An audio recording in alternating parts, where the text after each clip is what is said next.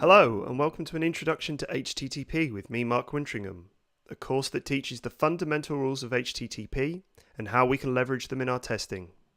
For our first session, I'll be covering the learning objectives of this course and the benefits of learning about HTTP. By the end of this course, you'll be able to describe what HTTP is and the rules that make up HTTP requests and responses, construct HTTP requests of your own, analyze HTTP requests and responses to inform testing ideas, design tests using HTTP requests, and discover issues in HTTP responses.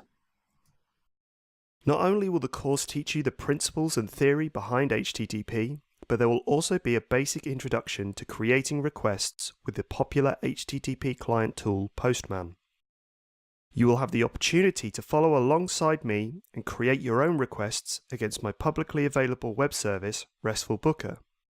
RESTful Booker is a fully functioning web service that comes with a well-documented API, multiple endpoints to work with, and a raft of bugs for you to find. So why take this course? Whether you're a web, mobile, native, or embedded tester, almost all our applications leverage the web in some shape or form, and HTTP is the lifeblood of the web.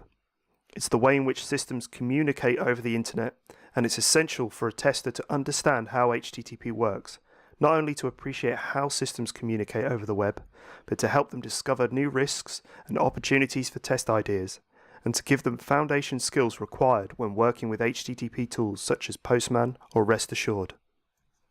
Finally, let's talk about the benefits of this course.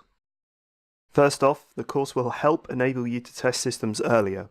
You'll be able to test back-end APIs whilst the front-end is still actively being developed on.